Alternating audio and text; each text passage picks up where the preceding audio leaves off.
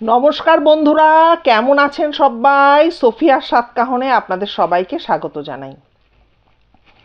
বন্ধুরা, আগের ঘটনাটি আপনাদের ভালো লেগেছে, অনেকে কমেন্ট করেছেন, আবার অনেক রকম কমেন্টও পেয়েছি। অ্যাকচুয়ালি কি বলুন তো, আজকে যে বয়সটায় দাঁড়িয়ে আছি সেই বয়সে অনেকে আমাকে হয়তো বলবেন যে কেন আপনি কি নেগেটিভ কমেন্ট সহ্য করতে পারেন না? অবশ্যই সহ্য করতে পারি।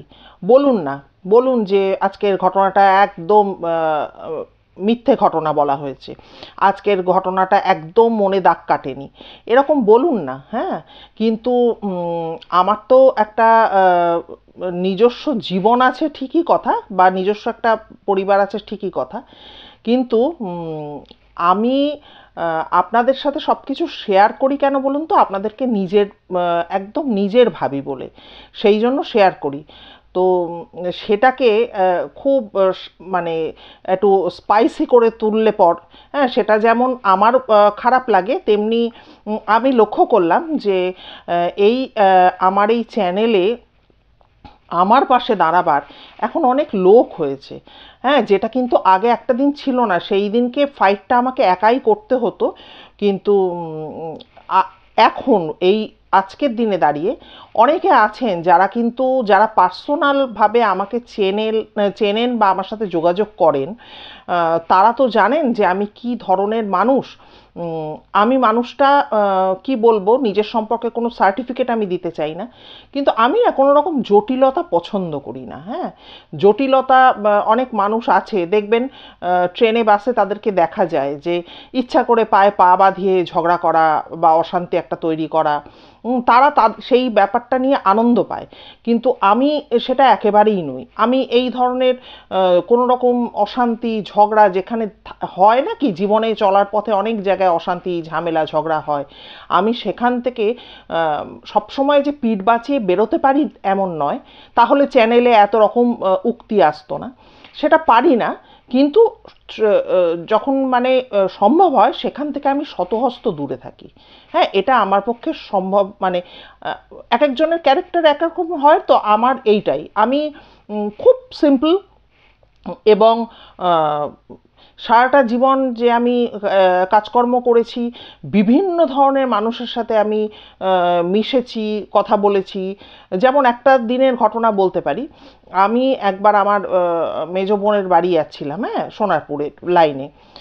তো এবার যখন ট্রেনে উঠেছি, উঠে আমি তো খুব পান খাই আপনারা জানেন।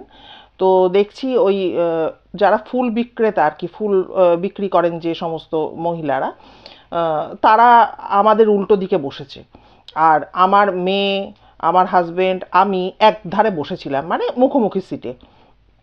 হঠাৎ করে আমি তাদের পাশে গিয়ে বসলাম, তাদের পাশে গিয়ে বসেছি। এবার এরা দুজনে অবাক হচ্ছে, বাবার মেয়ে, যে মা কেন ওদের পাশে গিয়ে বসলো। এবার ওদের সাথে বিভিন্ন রকম কথা গল্প, ওদের সাথে মিশে গেছি পুরো, মানে ওদেরই একজন হয়ে গেছি। করতে করতে এবার একজন পান বার করেছে। পান বার করেছে যেই, তা তুমি পান খাচ্ছ ও মাসি, তুমি পান খাচ্ছ? তখন বলছে যে হ্যাঁ মা, তুমি পান খাও নাকি? আলে হ্যাঁ, আমি তো খুব পান খাই। তা তখন বলছে যে কি তা আজকে খাচ্ছ না যে? আলে আমি জানো তো, এমন তাড়াহুড়ো করেছে আমার বর, আমি পান আনতে ভুলে গেছি। তখন বলছে আমাদের থেকে পান খাবে? হ্যাঁ হ্যাঁ দাও, কোনো অসুবিধা নেই, আমি খাবো। তা এই যে ওদের পাশে তো বসে গল্প করলাম এতক্ষণ ধরে, আবার ওদের থেকে পান চেয়ে খেলাম। সেদিনকে ওই প্ল্যাটফর্মে নেবে এরা দুজনে আমার সাথে কেউ কথা বলছেন, হনহন করে আগে আগে যাচ্ছে। আমি এরকমই। হ্যাঁ, আমি ভীষণ মানুষকে ভালোবাসি এবং সবার সাথে মিশতে চাই। আর আরেকটা কথা কি বলুন তো, আপনারা যারা এখানে এই চ্যানেলে রয়েছেন, আপনারা বিভিন্ন চ্যানেল কিন্তু ঘুরছেন, এই নয় যে শুধু এই চ্যানেলেই আটকে রয়েছেন। আপনারা বিভিন্ন চ্যানেলের সঙ্গে এই চ্যানেলের একটা পার্থক্য একটা জায়গায় খুব সূক্ষ্মভাবে যখন আপনারা বিচার করবেন, তখন এটা পাবেন যে ঘটনা কি বলছি বা কিভাবে উপস্থাপন করছি। আমি জানছি এক একজন মানুষ থাকে না যে স্যাটিসফাইড হতে পারে না, আমি হচ্ছে সেই দলের। আমি এই যে আপনাদের সামনে ঘটনাগুলো তুলে ধরি, আমি কিন্তু স্যাটিসফাইড হতে পারি না। হুম। আর আরেকটা কথা হচ্ছে, কি ধরনের ঘটনা আপনাদেরকে বলছি সেটা আমার জীবনে বা আমি কারো মুখ থেকে শুনেছি সেই ঘটনার উপর আমি দাবি জানাতে পারি যে ঘটনাটা সত্যি। কিন্তু যারা আমায় ঘটনা পাঠাচ্ছেন তারা আমায় বলছেন যে এটা একদম সত্যি ঘটনা, আমাকে তাদেরকে বিশ্বাস করতে হচ্ছে। না হলে তো একটা চ্যানেল নিয়ে এত দিন তো লড়াই করা সম্ভব হবে না, বা এতগুলো ভিডিও করা সম্ভব হবে না। আমিও সেটাকে সত্যি বলেই কিন্তু আপনাদের সামনে উপস্থাপন করছি, কারণ আমি জানি আমার এই পরিবারে যারা যুক্ত রয়েছেন তারা আমার নিজের জন, তারা আমাকে ঠকাবেন না। এটা গেল এক নম্বর একটা কথা। আরেকটা ব্যাপার হচ্ছে কি বলুন তো, যে আজকে এই যে বিভিন্ন চ্যানেলগুলো ঘুরছেন, আপনারা একটা যেটা বলছিলাম যে সূক্ষ্মভাবে খুব ভালোভাবে চিন্তা করলে একটা জিনিস পাবেন যেটা একদম পিওর, এটা আমি বলতে পারি। সেটা হচ্ছে কি বলুন তো, আমার মধ্যে কোনো রকম মেকি ব্যাপারটা নেই, এটা আমি গ্যারেন্টি দিতে পারি। আর দ্বিতীয়ত হচ্ছে আমার মধ্যে কি লোভ নেই, আমি কি মনুষ্য জগতের ঊর্ধ্বে তা নয়, কিন্তু আমি চেষ্টা করি, হ্যাঁ, যে আমি যতটা ভাবে মানে পিওর থাকা যায়, এটা আমার চেষ্টা। কারণ একটা জিনিস জানেন তো, এটা হচ্ছে একটা সংস্কার যেটা ছোট থেকে বাবা মারা দিয়ে থাকেন। আমি হচ্ছে সেই ধরনের একটা মানুষ। অন্যান্য চ্যানেলের যারা ঘটনা বলছেন বা গল্প বলছেন, আমি কাউকে ছোট করতে চাইছি না। তাদের বেশভূষা, তাদের পোশাক আশাক, তাদের আদব কায়দা, তাদের আদা যেটাকে বলছে, আমি সেরকম কোনোদিনই হতে পারবো না। তাতে যদি আমার চ্যানেল বন্ধ হয়ে যায়, যা কোনো ব্যাপার না। আর যদি একজন থাকে আমি তার জন্যই আসবো, এইটুকু আপনাদেরকে বলা। কাজেই আপনারা যারা এই ধরনের মানে এমন কমেন্ট যেটা সহ্য করা যায় না, সহ্য করতে পারছি না নিজে, ফলে কি হচ্ছে, যারা চ্যানেলে যুক্ত রয়েছে, যারা আমায় বিশেষভাবে ভালোবাসে, তারাই কিন্তু উত্তর দিচ্ছে। তো যাই হোক, সেই রকম কোনো কমেন্টের আমি ঠিক করেছি উত্তর দেব না। হ্যাঁ, অনেকে তো আছেন, অনেক ইউটিউবারদের দেখি তো আমি যে সামান্য কিছু রিপ্লাই করি, তারা সেটাও করেন না। হয়তো কেন করেন না আজকে বুঝতে পারছি, দিনে দিনে হয়তো আমাকেও সেই জায়গাটায় চলে আসতে হবে। তো যাই হোক, অনেকগুলো কথা বলে ফেললাম। আমার কথা বলাতে অনেকের আপত্তি আমি জানি, তবুও আমি আমি বলতে বাধ্য হলাম। আচ্ছা, এবার বলি যে আজকে যে ঘটনাটি বলতে চলেছি, ঘটনাটি হচ্ছে আপনারা বললে বুঝতে পারবেন। আমার বাড়ির কাছে একজন খুব বয়স্ক একজন মাসিমা থাকেন। হ্যাঁ, উনি ওই একজনের বাড়িতে একটা সময় উনি রান্নার কাজের জন্য এসেছিলেন, রান্না করতেন, কিন্তু এখন ওনার প্রচুর বয়স হয়ে গেছে, প্রায় কত বলতে পারি, 85 ছাড়িয়ে টাড়িয়ে গেছেন মনে হয়, এরকম। মানে এখন তিনি খুব বয়স্ক একজন মহিলা। ওনাকে দিয়ে এখন আর সেভাবে কোনো কাজ হয় না, কিন্তু বাড়ির মানুষজন তাকে খুবই শ্রদ্ধা করেন, যেহেতু সারাটা জীবন এখানে অনেক ছোট থেকে উনি এসেছেন এবং এইভাবে উনি রান্না টান্না করেছেন।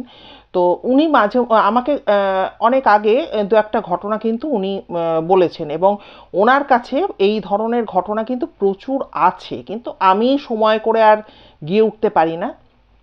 তো এর মধ্যে একদিন ওনার বাড়িতে আমি গিয়েছিলাম, ওই ভদ্রমহিলা মানে যিনি আর কি গৃহকর্ত্রী, ওনাদের বাড়ি আমি গিয়েছিলাম। তো গিয়ে একথা সে কথা বলার পর ওই ভদ্রমহিলা এলেন, এসে আমায় খুব উনি ভালোবাসেন, স্নেহ করেন। তো বললেন যে তুমি তো আর আসোই না, হ্যান ত্যান, ওনার অনেক অভিমান হয়েছে আর কি আমার উপর। তো যাই হোক, একটি ঘটনা উনি শেয়ার করেছেন, এবং প্রথমেই আপনাদের বলে দিই যে উনি যা বলেছেন তার পরিপ্রেক্ষিতে এই ঘটনাটি আমি তুলে ধরছি। এবং অনেক দিনের পুরনো মানুষ তো উনি, আমার মনে হয় না উনি কোনো মিথ্যে কথা বলছেন। তবে হ্যাঁ, যেটা বলার সেটা হচ্ছে যে উনি না কিছু কিছু জায়গার নাম ভুলে গেছেন, যে কারণে আমি একটা আমার মতো করে বলার চেষ্টা করছি। মোটামুটি সেই লাইনের ব্যাপারটা, যে ওই লাইনের কোনো জায়গা হতে পারে, এরকমভাবে আপনাদের বোঝাবার চেষ্টা করছি। চলুন তাহলে ঘটনাটি শুরু করি। ঘটনাটি হচ্ছে আজ থেকে বহু বছর আগে এই কলকাতা শহরে কোনো একটি বেশ বর্ধিষ্ণু বাড়ির তে একটা মানে বাড়ির ছেলের বিয়ে হয়, বাড়ির বড় ছেলে আর কি, তার বিয়ে হয়। এবং বৌমা হচ্ছেন ওই উনি যেটা বলেছেন যে ওই কাটোয়া কালনা লাইনের একটা জায়গার নাম, যেটার নাম হচ্ছে দাঁইহাট। হ্যাঁ, ওইখানের মেয়ে নাকি বিয়ে হয়ে আসে। তো ওই দাইহাট নামটা ওনার মনে আছে এই কারণে, ওই দাইহাটে এই মাসিমার নাকি দুঃসম্পর্কের কোনো এক ভাই থাকতেন। তো ওখানকার যেহেতু মেয়ের এখানে বউ হয়ে আসে, তাই জন্য উনি ব্যাপারটা জানেন এবং পরবর্তীতে ওনাকে বলেছিলেন। তো ওই দাইহাটে যেখানকার আর কি মেয়ে, সেখানে ওনাদের হচ্ছে চাষিবাসী পরিবার, কিন্তু ওনারাও কিন্তু সচ্ছল পরিবার, এই নয় যে খেতে পায় না বা অভাব রয়েছে, এরম কিন্তু ব্যাপার নয়। তো যাই হোক, ওই মেয়ে, ওখানকার ওই গ্রামের মেয়ে এই শহরে তো বউ হয়ে আসে, এবং আসার পর মানে এনার এই বাড়িতে খুব মানে সবাই খুব আদর করে বরণ করে তাকে তুলে নেয়, যে বাড়ির বড় ছেলের বউ, তার একটা জায়গাই আলাদা তখনকার দিনে। তো উনি এসে সুন্দর ওখানে সংসার করতে থাকেন সব কিছু। আর ওনার নাম ছিল হচ্ছে বিথি, মেয়েটির নাম ছিল হচ্ছে বিথি। তো ঠিক আছে, ওই বিথি দেবী আর কি ওখানে বিয়ে হয়ে আসে এবং সংসার করতে থাকেন। আর এখানে কলকাতা শহরে যেখানে ওনার বিয়ে হয়ে যে বাড়িতে উনি আসেন, সেটা উনি বলছেন যে বড় কোনো শ্মশান ঘাট যাওয়ার রাস্তায় নাকি ওই বাড়িটা, কলকাতার খুব বড় শ্মশান ঘাট যাওয়ার রাস্তা ওই বাড়িটা ছিল। হতে পারে সেটা নিমতলা এলাকা বা কেওড়াতলা এলাকা, যে বড় শ্মশান বলতে তো আমরা কলকাতা শহরে এগুলোই সাধারণত বুঝি। তো ওখানে উনি বিয়ে হয়ে আসেন। বিয়ের পর তো বেশ সুখেই সংসার করছে, কোথাও কোনো অসুবিধা নেই। বড় ছেলের বউ, তারও খুব একটা মান বা সম্মান তাকে দেয়া হচ্ছে, খুব আদরে রয়েছেন তিনি। তো কিন্তু ওই মহিলাটির একটা স্বভাব ছিল, যে যেহেতু বললাম শ্মশানের একদম কাছাকাছি ওই বাড়িটি ছিল, ওনাদের বিশাল বড় দোতলা বাড়ি আর কি, সেই দোতলা বাড়ির যে বারান্দা, সেটা পুরো রাস্তার উপরে। তা যখনই কোনো ডেড বডি ওই রাস্তা দিয়ে শ্মশানের দিকে যেত আর কি, উনি কিন্তু ছুটে ছুটে গিয়ে না ওই ডেড বডি দেখতেন। হুম, কারণ উনি গ্রামের মেয়ে, এগুলো ওনার কাছে যেটাই হতো সেটাই নতুন, মানে অকাট গ্রাম থেকে উনি এসছেন, আর এত বছর আগের ঘটনা বলছি। উনি ছুটে ছুটে এসে ওই ডেড বডি ওইভাবে দাঁড়িয়ে দেখতেন। তো ওনার যে শাশুড়ি মা ছিলেন বা বাড়ির যারা বড়রা মানে গুরুজনেরা ছিলেন, তারা কিন্তু ওনাকে বারণ করতেন যে তুমি নতুন বউ, হ্যাঁ, তুমি কেন ওখানে গিয়ে ওইভাবে তুমি দাঁড়িয়ে দাঁড়িয়ে তুমি মরা যায়, হ্যাঁ মরা যায়, তুমি ওখানে দাঁড়িয়ে দাঁড়িয়ে ওই মরা দেখো। কিন্তু ওনাকে কিন্তু ইয়ে করা যেত না, নিরস্ত করা যেত না। তো উনি তো ওখানে ওরকম দাঁড়িয়ে দাঁড়িয়ে দেখতেন। এমন কি ওই রাত্রিবেলা যখন মানে ডেড বডি যেত, অধিক রাত্রে যেত, আর তখন তো কলকাতা শহরে এত আলো ঝলমলে এই সমস্ত ব্যাপারগুলো তো ছিল না, অনেক দূরে দূরে গ্যাস বাতি জ্বলতো আর কি, এরকম ব্যাপার। তো তখনও কিন্তু উনি ওই ছুটে ছুটে বারান্দায় চলে আসতেন এবং এসে ওই ডেড বডি দেখতেন। তো এভাবে দিন যেতে থাকে। আর তারপরে যাই হোক, এইবার একটা ঘটনার কথা বলি। তা একটা দিন ওরকম মাঝ রাত্রিবেলা উনি দৌড়িয়ে ওই যেই বলহরি হরিবোল যেই ধ্বনি মানে শুরু হয়েছে, আর সেদিনকে খুব মানে বৃষ্টি পড়ছে। তো তখন উনি ওই ছুটে কিন্তু বারান্দায় বেরিয়ে এসছেন, এবং ওনার হাজবেন্ডও বারবার করে নিষেধ করতেন যে এরকমভাবে তুমি বারান্দায় যেও না, এরভাবে এইগুলো দেখা বিশেষ করে রাত্রিবেলা উচিত না। তা সেদিনকে এত বৃষ্টির মধ্যে স্ত্রীকে ছুটে বাইরে বেরিয়ে যেতে দেখে এবার কিন্তু ওই ওনার হাজবেন্ড একটু রেগে যায়, মানে বিথি দেবীর ওপরে, বলে আজকে তো ভালো মতো ওকে বকুনি দিতে হবে, এগুলো তো ঠিক না, বলে উনি চলে যান। এবারে দোতলা বারান্দা, উনি দেখছেন যে সামনে রাস্তা দিয়ে যখন ডেড বডিটা যাচ্ছে, উনি পুরো মানে ধরুন এই বুক পর্যন্ত ঝুঁকে মানে ঝুলিয়ে দিয়ে উনি দেখছেন যে ডেড বডিটা যাচ্ছে। এবার হাজব্যান্ড ভাবছে যে বাবা, দেখার এই রকম ইচ্ছা, হ্যাঁ, মৃতদেহ দেখার এত ইচ্ছা যে এইভাবে পুরো বুক অব্দি ঝুলিয়ে দিয়েও ডেড বডি দেখছে। এবার উনি কিছু না বলে উনি পাশে এসে দাঁড়িয়েছেন। এবার উনি দেখছেন যে যাই হোক, চারজনে মিলে খাটে করে তো ডেড বডি নিয়ে যাওয়া হচ্ছে। তখন এখনকার দিনের মতো এরকম তো ছিল না যে মৃতদেহ বহনকারী কোনো গাড়ি টাড়ি, আর অনেক দূর দূরান্ত হলে তারা ওই ওই ছোট ছোট ট্রাকের মতো ওই সব গাড়িতে করে ডেড বডি নিয়ে আসতো, কিন্তু এটা দেখা যাচ্ছে যে একটা বাড়ির বউ কেউ সে মারা গেছে এবং 4 জনে মিলে মৃতদেহ নিয়ে যাচ্ছে এবং সাথে প্রচুর লোকজনও যাচ্ছে। এবারে যখন উনি ওই ভদ্রলোক গিয়ে ওনার পাশে দাঁড়িয়েছেন, তখন উনি একটা জিনিস দেখে হতবাক হয়ে যান। উনি তো ওরকম ঝুঁকে পড়ে তো ওই ডেড বডি দেখছেন, উনি দেখলেন দূর থেকে দেখছেন ডেড বডি আসছে আসছে, এবার যেই ওই বাড়িটার নিচ দিয়ে ডেড বডি যাচ্ছে, তখন উনি দেখলেন যে ওই ডেড বডির মানে ওই মৃতদেহর ওই মহিলার চোখ দুটো খুলে গেল। চোখ দুটো খুলে যেন মানে ওদেরকে দেখতে দেখতে ডেড বডি চলে গেল, মানে পাস করে গেল আর কি। এবার সে চোখ বন্ধ হয়ে গেল কি খোলা রইল সেটা তো আর দেখা সম্ভব নয়। এরকম উনি দেখলেন যে ডেড বডির চোখটা কিন্তু ঠিক ওদের বাড়ির নিচে এসে যেন খুলে গেল। এটা ওই লোকটির মনে হয়েছে। তারপর তো যাই হোক, স্ত্রীকে তো প্রচণ্ড ধমক ধামক দিয়ে যে এইগুলো তুমি করছো, এরম এবার আমায় ভালো মতো গিয়ে বাবা মাকে বলতে হবে যে এগুলো তো ঠিক না, এগুলো কি পাগলামি, খুব মানে বকুনি টকুনি উনি স্ত্রীকে দিয়েছেন এবং ভীতিদেবী ঘরে চলে এসছেন। কিন্তু অমন ছটপটে সুন্দর একটা মেয়ে আর কি, আর অল্প বয়সে তখনকার দিনে যেহেতু বিয়ে হতো, বাড়িটাকে পুরো মাথায় করে রাখতো, খুব ব্যবহার ভালো, খুব ভালো মেয়ে, কিন্তু একটু চঞ্চল, ছোট বাচ্চা মেয়ে বলে একটু চঞ্চল, এবং প্রচুর কথা বলতেন উনি। এই দিনকার পর থেকে কিন্তু, এবং ওনাকে পরের দিন ওই ওনার স্বামী কিন্তু সত্যি সত্যি ওনার মাকে বলেন এবং মাও প্রচণ্ড ধমক ধমক দেয় যে আর একদিনও যেন তোমাকে আমি ছুটে বারান্দা, মানে ঘরের লাগোয়া বারান্দা তো, দৌড়ে যেতেন, আর যেন আমি তোমাকে না ওখানে যেতে দেখি। এবং তারাও অদ্ভুত হয়ে যায় যে এই ঘটনাটির পর থেকে কিন্তু উনি কিন্তু আর ওই যে অত অত একটা মহা শ্মশান বা বড় শ্মশানে কত কত ডেড বডি যায় বলুন তো সারাদিনে, আর কিন্তু উনি দৌড়িয়ে যেতেন না, উনি কিন্তু চুপচাপ ঘরের মধ্যে থাকতেন। কিন্তু এই দিনের পর থেকে সবাই একটা অদ্ভুত জিনিস লক্ষ্য করতে থাকে, সেটা হচ্ছে ওই বিথি দেবীর আচরণ কিন্তু আস্তে আস্তে পাল্টাতে থাকে। পাল্টাতে থাকে বলতে, এত যে ছটফটে প্রাণোচ্ছল একটা মেয়ে, সে যেন একটা বয়স্ক মানুষে ধীরে ধীরে পরিণত হতে থাকে।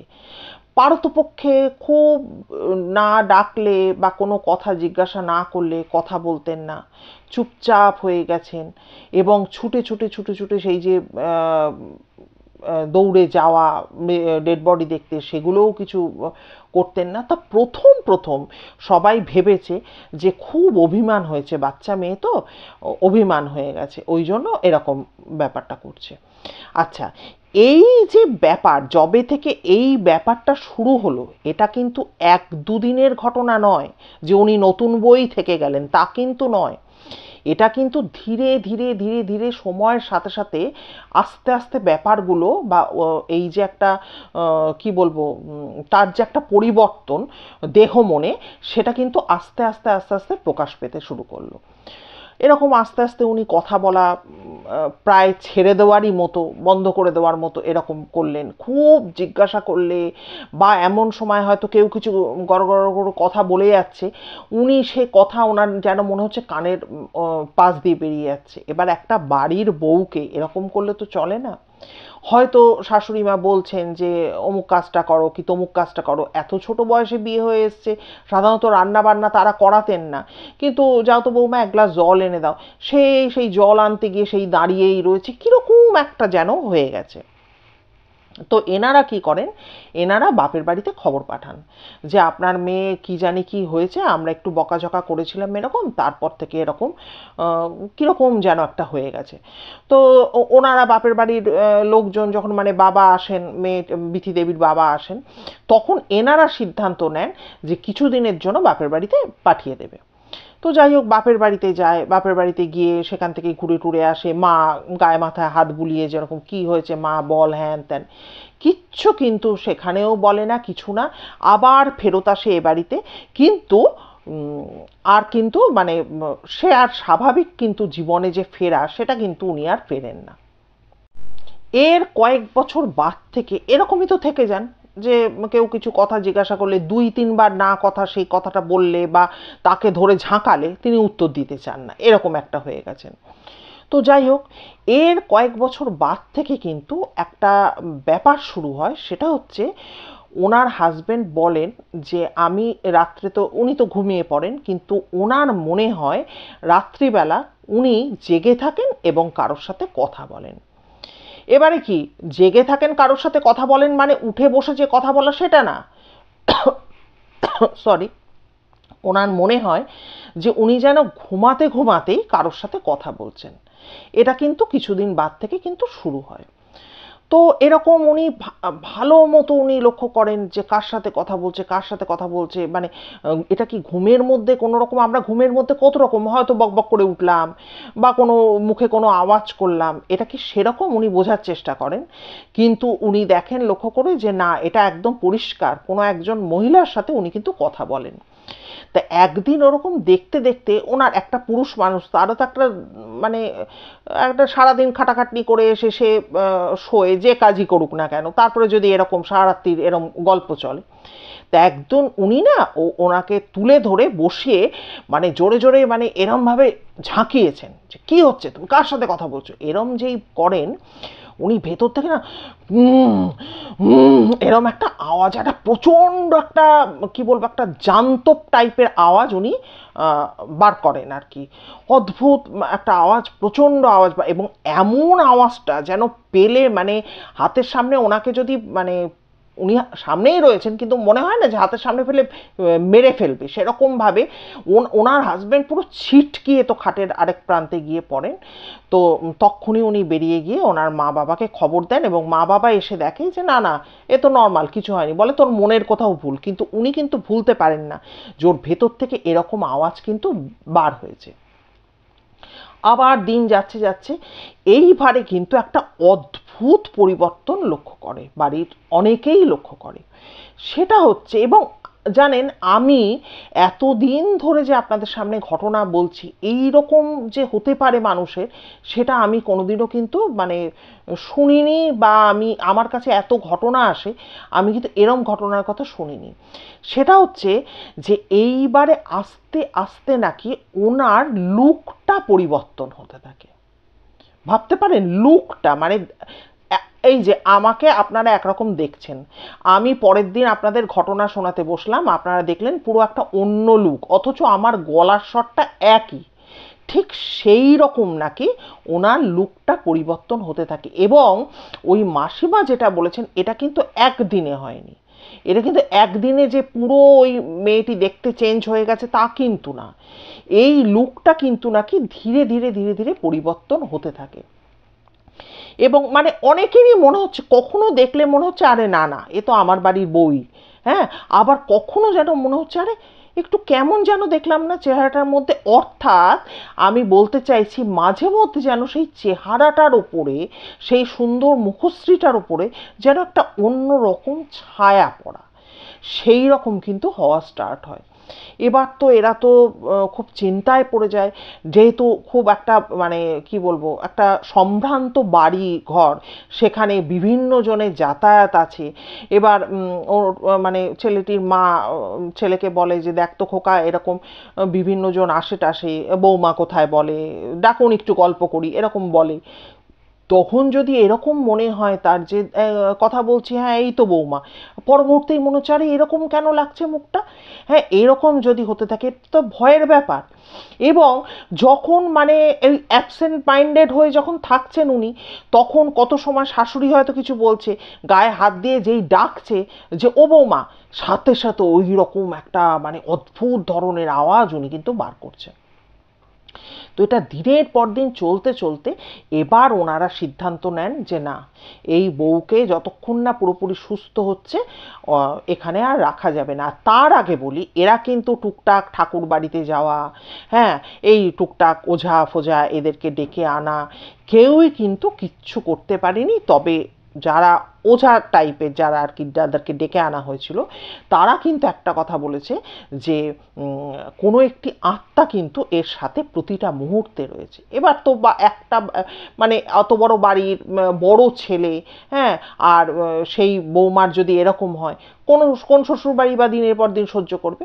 এবার ওনারা সিদ্ধান্ত নেন যে না, একে আর এখানে রাখা যাবে না, এ বাপের বাড়িতে চলে যাক, কোনোদিনও যদি সুস্থ হয় ফেরে তো ফিরবে, কিছু করার নেই আমাদের। তো সেই মতো ওই মেয়েটিকে দাইহাটে পাঠিয়ে দেওয়া হয়। এবার সেখানে একটা বাবা মার কাছে তো চলে যায়, বাবা মা নিয়ে যায়, এবার বাবা মাও লক্ষ্য করে যে সত্যি তো, যখন ওই রকম মনে হচ্ছে যে এক এক সময় এবার আবার হচ্ছে কি, এতদিন হচ্ছিল কি, 1 সেকেন্ডের জন্য যেন মনে হচ্ছে আর একটা অন্য মেয়ে না। এতদিন শ্বশুরবাড়িতে এই সমস্যাটা হচ্ছিল ওই বিথি দেবীর, এবার ওখানে যাওয়ার পর যত দিন যেমন যেমন দিন যাচ্ছে, এনারা বাড়ির লোকেরা দেখছেন যে অন্য কেউ একজন যেন বসে আছে, এ তো আমাদের মেয়ে নয়। হ্যাঁ, আবার হয়তো হয়তো 2-3 মিনিট ওরকম দেখলো, আবার দেখা গেল যে ও ও বসে রয়েছে, এরকম হচ্ছে। তো এটা তো পরিষ্কারই বুঝে যায় যে কোনো একটা আত্মার প্রকোপে বা আত্মার কবজায় সে রয়েছে, এটা তো বাবা মা পরিষ্কার বুঝে যায়।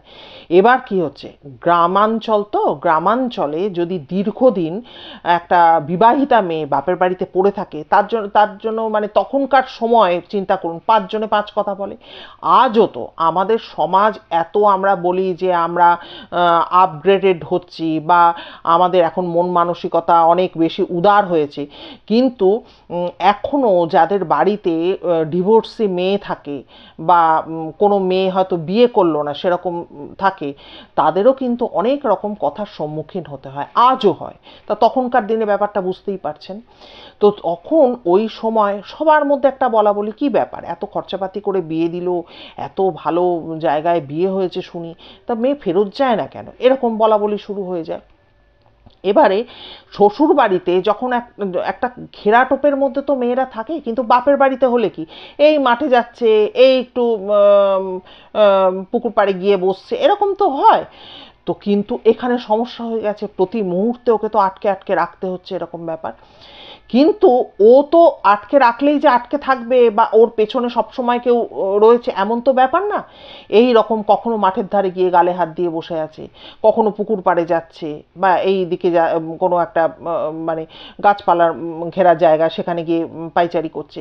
এই করতে করতে আস্তে আস্তে লোকে কিন্তু দেখতে পায় ওই রকম ব্যাপারটা, যে কিছুক্ষণের জন্য সে তার নিজের রূপে থাকছে, কিছুক্ষণ সম্পূর্ণ অন্য রূপে, এবং অন্য রূপে যখন থাকছে, যখন কেউ কথা বলতে আসছে, তখন কিন্তু তার সেই পুরনো মানে আসল যে গলাটা, সেই গলাতেই কথা বলছে, কিন্তু পুরো মেয়েটির রূপটি যেন আলাদা। হ্যাঁ, সেই মেয়ে এই মেয়ে নয়। এবার তো গ্রামে সকলে প্রচণ্ড ভয় পেয়ে যায়, এরা বিভিন্ন রকম ওঝা ফোঝা হেনা তেনা করে, এবং সংসারটার ওপরে কিন্তু মানে দুর্যোগের কালো মেঘ ঘনিয়ে আসে, যে না, তোমরা এই মেয়েকে তোমরা ঘরে রাখতে পারবে না। মানে এই করে করে মানে এরা এদের সর্বশক্তি দিয়ে চেষ্টা করে যে দেখো, ও তো অসুস্থ হয়ে পড়েছে, তাই তো ওকে পাঠিয়ে দিয়েছে শ্বশুরবাড়ি থেকে, ও সুস্থ হয়ে যাবে, আমরা তো চেষ্টা করছি বিভিন্ন ডাক্তার বদ্যি যা যা করার। এমনকি ওই মেয়েটির বাবা নাকি মুসলিমদের যে মাজার ফাজার হয় সেই সব জায়গায় নিয়ে যাওয়া, মানে কিছু বাকি উনি রাখেননি। এইবারে একদিন ওই গ্রামের যে আর কি মোড়ল তখনকার দিনের, উনি এসে বলেন যে এই মেয়েকে তোমাদের তাড়াতে হবে, হ্যাঁ, কারণ আজকে তোমার মেয়ে হয়েছে, কালকে যদি গ্রামের অনেক বাড়িতে অনেক এরকম মেয়েরা রয়েছে বা বউরা রয়েছে, তাদের যদি এরকম কিছু একটা ভয়ঙ্কর পরিণতি হয় তখন কি হবে। আর এই মেয়ে তখন মানে কি, তখন এই ব্যাপারটা প্রচণ্ড বেড়ে গেছে, ম্যাক্সিমাম সময়ই যেন একটা অন্য মেয়ের মুখের একটা ছায়াই বলুন যাই বলুন, সেই বলে না মুখ আর মুখোশ, সেরকম ব্যাপারটা আর কি। তো এরকম হচ্ছে, তখন মানে সবাই তো খুব ইয়ে করে, এবং মোড়ল মশাই এসে বলে যে দেখো, এই গ্রামের সবাই বলছে তোমাদের বাড়িতে আগুন দেবে, আমি কিন্তু চুপ করে আছি, তোমরা যা পারো করো, কিন্তু এই মেয়েকে তাড়াও। তা একদিন কিন্তু ওর বাবা মা না পেরে ওর বাবা নিজে হাতে, ওর মা তো কেঁদে ভাসাচ্ছে, ওর বাবা নিজে হাতে ওকে বাড়ি থেকে বের করে দেয় রাত্রিবেলা, এবং বলে যে তুই তোর এই দুর্ভাগ্য নিয়ে তুই যেদিকে দু চোখ যায় তুই চলে যা, কিন্তু আমি আর পারছি না, আমি আর তোকে রাখতে পারবো না। বাড়িতে ওনার আরও দুটি মেয়ে আছে, হ্যাঁ, সেক্ষেত্রে তাদের ওপর খারাপ প্রভাব পড়বে, আর বাড়িঘর যদি জ্বালিয়ে পুড়িয়ে দেয় আমি কি করব, আমি কোথায় যাব, সহায় সম্বলহীন আমি হয়ে যাব। তার জন্য তোকে আমি উৎসর্গ করে দিলাম, তোকে আমি ছেড়ে দিলাম, তোর তোর ভাগ্য নিয়ে তুই চলে যা, তুই বেরো, বলে বাড়ি থেকে ওকে বার করে দেয়। এবার বাড়ি থেকে বার করে দিয়েছে, এবার সেই মেয়ে ওই মাঝ রাত্রে ওকে বাড়ি থেকে বার করে দিচ্ছে, সেই মেয়ে কোথায় গেল না গেল এরা কোনো কিচ্ছু খবর টবর জানে না, কিছু না, সেই মেয়ে চলে গেল, মানে পরদিন থেকে সেই মেয়েকে আর গ্রামে দেখা যায়নি। তো যাই হোক, এরকম হয়ে গেছে, দিন দিনের মতো যাচ্ছে টাচ্ছে, দিন 7 বাদে একদিন, মানে 2-3টে গ্রাম পর একটি গ্রাম থেকে মানে লোক আসে, লোক মারফত খবর আসে যে আপনাদের গ্রামের নাম বলেছে, আপনাদের বাড়ির এই বাড়ির নাম বলেছে, একটি মেয়েকে পাওয়া গেছে শ্মশানের মধ্যে অজ্ঞান হয়ে পড়েছিল। আমাদের গ্রামের শ্মশানে অজ্ঞান হয়ে পড়েছিল, তো সেই মেয়েটিকে পাওয়া গেছে, মেয়েটি পুরোপুরি এখন সুস্থ মনে হলো, আমাদের কোনো অসঙ্গতি নেই, কথাবার্তায় কিছু অসঙ্গতি নেই, আপনারা দয়া করে আপনাদের মেয়েকে ফিরিয়ে নিয়ে আসুন। এবার আবার বাবা ছোটে আশায় যে যদি মেয়েটা এবার সুস্থ হয়ে যায়, সব ঠিকঠাক হয়ে যায়। তো যাই হোক, মেয়েকে তো দেখতে পায়, দেখতে পেয়ে মেয়ে তো কাঁদতে কাঁদতে ছুটে এসে জড়িয়ে ধরে, হ্যাঁ, যে বাবা তুমি আমাকে, আমার কষ্টটা তুমি বুঝলে না, তুমি আমাকে এইভাবে তাড়িয়ে দিলে। তখন বাবাও হাউ হাউ করে কাঁদে যে আমি কি করব, আমার তো কোনো উপায় ছিল না মা, তো কি হয়েছিল তোর? তখন ওই গ্রামবাসীরা বলে যে একদিন সকালবেলা শ্মশানের দিকে নাকি তারা দাহ করতে গিয়ে এই মেয়েটিকে অজ্ঞান অবস্থায় দেখতে পায়, তারপর তো তুলে নিয়ে এসে তাকে সুস্থ সুস্থ করে। তারাও বুঝে পাচ্ছে না যে এই মেয়ে এই এতগুলো গ্রাম বাদ দিয়ে এই গ্রামে এসে উপস্থিত হলো কি করে। তো যাই হোক, আর এই ভদ্রলোকও কিছু বলতে পারছে না। তো যাই হোক, তারপরে মেয়ে যখন সুস্থ হয়ে মেয়েকে বাড়িতে আসে, তখন মেয়ে বলে যে হাঁটতে হাঁটতে হাঁটতে হাঁটতে সেই মেয়ে কোথায় চলে গেছিল তার কিচ্ছু মনে নেই, হ্যাঁ, তার কিচ্ছু মানে স্মরণেই কিছু নেই যে কোথায় যাচ্ছে কি যাচ্ছে। তারপরে ওই একটা জায়গায় রাত্রিবেলা, রাত্রের অন্ধকারে, সে বুঝতেও পারেনি যে সেটা শ্মশানঘাট বা কি, সে কিচ্ছু বুঝতে পারেনি। সে নাকি ওইখানে ওই শ্মশানে গিয়ে প্রচণ্ড কান্নাকাটি করছিল, বসেছিল, যে তাড়িয়ে দিয়েছে। আর এটা তো ঘটনা, সেই মেয়েটির কখনো তো এরকম আমি বলিনি আপনাদেরকে, বা মাসিমাও বলেননি যে সে সব কিছু ভুলে যাচ্ছে, তা তো নয়। সে তো নর্মাল, যেমন তার কথাবার্তা সব কিছু, কোনটা মা কোনটা বাবা কোনটা শ্বশুরবাড়ি সবই তো তার মনে আছে, হ্যাঁ, কিন্তু তার ওই খালি মুখের চেহারাটা পাল্টে যাচ্ছিল।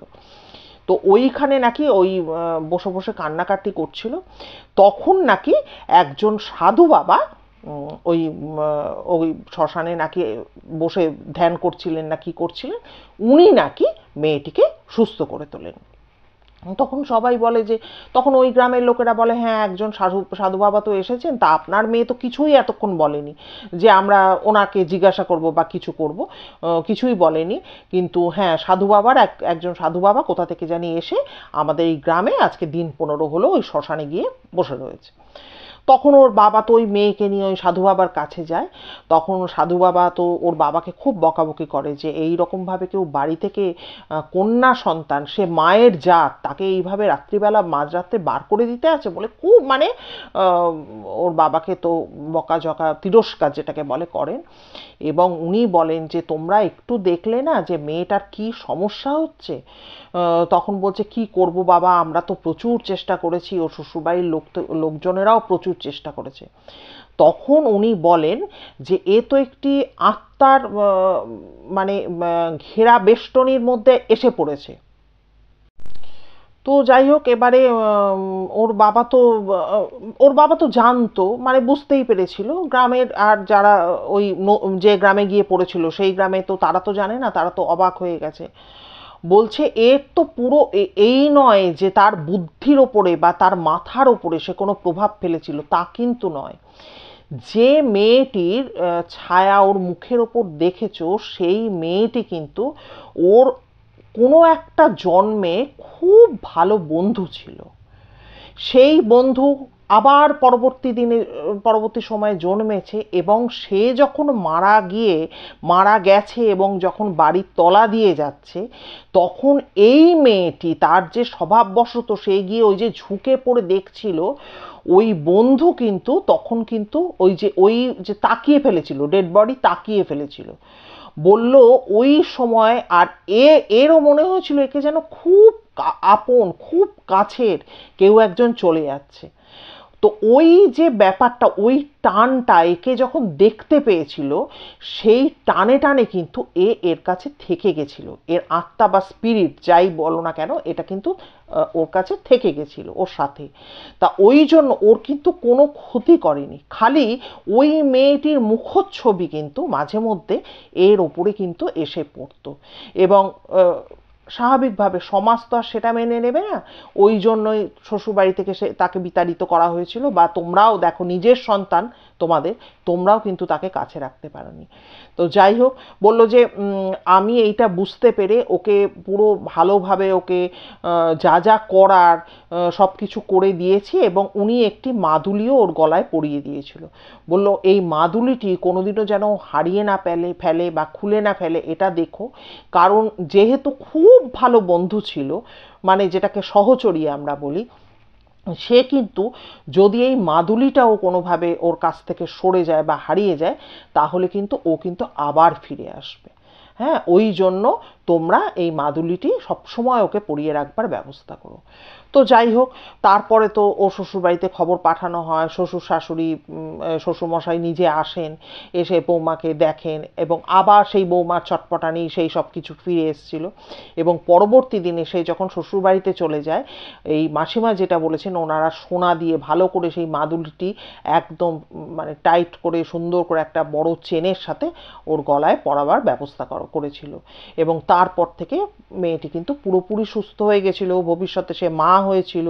হ্যাঁ, তারপর থেকে যার জীবনটা কিন্তু খুব স্মুথভাবে বা ভালোভাবে কেটেছিল। কিন্তু এখানে একটা কথা বলবার, আপনারা অনেকে হয়তো বলবেন যে ডেড বডি চোখ খুলে যায়, এরকম আবার হয় নাকি? এই প্রসঙ্গে দাঁড়ান, একটা ছোট্ট ঘটনা আপনাদের বলি। আমার সাথে কাজ করতো একটি মেয়ে, তার ঠাকুমা মারা গিয়েছিল, এবং মারা যখন গেছে প্রায় 95-96 বছর বয়সে মারা গেছে। তো ওনার খুব ইচ্ছে ছিল যে উনি মৃত্যুকালীন অবস্থা মানে মৃত্যুশয্যায় বলে গেছিলেন যে আমার ডেড বডি কিন্তু অবশ্যই একবার তোরা বাড়িতে ঘুরিয়ে নিয়ে, যেহেতু হাসপাতালে বা তখনকার দিনে নার্সিংহোম ছিল না, যদিও নার্সিংহোম থাকতেও পারে, কারণ আমার সাথে যে কাজ করতো আমার কলিগ, তার ঠাকুমা নার্সিংহোম ছিল হয়তো। তো হসপিটালে বা নার্সিংহোমে যেখানেই উনি মারা গিয়ে থাকেন, উনি বলেছিলেন যে বাড়িটা ঘুরিয়ে তারপরে কিন্তু শ্মশানে তোরা নিয়ে যাবি। তো সবাই সেই মতো, উনি মারা গেছেন, আর এটা তো আনন্দের মৃত্যু, এত বয়সে মারা গেছে। নাতি নাতনি থেকে সবাই মিলে ওই ওনার ডেড বডি নিয়ে আসেন বাড়িতে। তো ওনাদের বিশাল বড় 3 তলা বাড়ি, এবং কিরকম বাড়িটা, মধ্যেখানে উঠোন, চতুর্দিকটা ঘিরে বাড়ি, তখনকার দিনে যেরকম হতো। কেউ কেউ নিচে নেমেছে ডেড বডি আসছে বলে, কেউ দোতলার বারান্দায় দাঁড়িয়ে, কেউ 3 তলার বারান্দায় দাঁড়িয়ে, এরকম সব। তো ওই আমার যে কলিগ, সে বলছে যে ঠাকুমা তো মানে খুবই দুঃখের ব্যাপার, ঠাকুমা চলে গেল, দোতলায় দাঁড়িয়ে রয়েছে আরও অনেকের সাথে। আমায় বলেছিল যে দিদি আপনি বিশ্বাস করবেন না, যেই ওই খাটে করে, ওই তো শববাহী গাড়িতে যাবে, সেখান থেকে ওই যে ট্রের মধ্যে যে দেওয়া হয় ওইটা করে যখন ভেতরে নিয়ে আসা হলো, বলল আমরা পুরো দোতলা থেকে পরিষ্কার দেখলাম ঠাকুমার চোখটা একবার খুলে নিয়ে যেন চোখটা ঘুরিয়ে উনি পুরো বাড়িটি একবার দেখে নিয়ে চোখটা আপনা থেকে বন্ধ হয়ে গেল। এবং তারপরে তো যাই হোক, যা রিচুয়ালস যা আছে করে ওনাকে তো বার করে নিয়ে যাওয়া হলো। কাজে এরকম ঘটনা, এই যে চোখটা খুলে ডেড বডি তাকিয়েছিল তার বান্ধবীর দিকে, তার বান্ধবী তো জানতো না যে এটা আমার বান্ধবী, কিন্তু পরে কিন্তু ওই তন্ত্র সাধকই বলুন বা সাধুই বলুন, যাই বলুন না কেন, উনি কিন্তু সেই ব্যাপারটা বুঝে ফেলেছিলেন, যার জন্য কিন্তু মেয়েটি নিষ্কৃতি পেয়েছিল। তো বন্ধুরা, আজকের ঘটনাটি আপনাদের কেমন লাগলো অতি অবশ্যই কিন্তু আমাকে কমেন্ট করে জানাবেন। আর আমি এই যে আপনারা কমেন্ট করেন মানে মাসিমার গল্পে, সেগুলো আবার মাসিমা জানতে চান, এসে একটু বলো মা, হ্যাঁ কে কি বললো। তো আপনারা কমেন্ট করে অতি অবশ্যই জানাবেন যে আপনাদের কেমন লাগলো। আর নতুন পুরনো সব বন্ধুদের কাছে আমার একটা আবদার যে যদি ভিডিও ভালো লাগে একটু পরিবার পরিজনের সাথে একটু শেয়ার করবেন, তাতে আমাদের পরিবারটা আর একটু বড় হবে। আর আরেকটা কথা বলছি, সেটা হচ্ছে যে আপনাদের জীবনে ঘটা বা কারোর মুখ থেকে শোনা যদি কোনো ঘটনা থাকে একটু আমায় শেয়ার করতে পারেন। যদি চান এই প্ল্যাটফর্মে বলবেন, তাহলে আমাকে একটু নক করবেন। কারণ আপনাদের ঘটনার ওপরই তো বেঁচে রয়েছি, চ্যানেল এগোচ্ছে। আমার একা নিজের চোখে দেখা সে আর কটাই বা ঘটনা, আপনারা দিচ্ছেন বলেই চলতে পারছি। আর নতুন বন্ধুরা যারা এতক্ষণ ধরে আমায় শুনলেন তাদের অসংখ্য ধন্যবাদ জানাচ্ছি। যদি ভিডিও ভালো লাগে প্লিজ একটা লাইক করে সাবস্ক্রাইব করবেন এবং অবশ্যই বেল আইকনের অলে গিয়ে প্রেস করবেন, তাহলে আমার বলা যে কোনো ভিডিও নোটিফিকেশান চটজলদি আপনারা পেয়ে যাবেন। আর কি বলবো, সবাই ভীষণ ভীষণ ভালো থাকবেন, সুস্থ থাকবেন। দেখা হচ্ছে খুব তাড়াতাড়ি নতুন ভিডিওর সাথে। নমস্কার।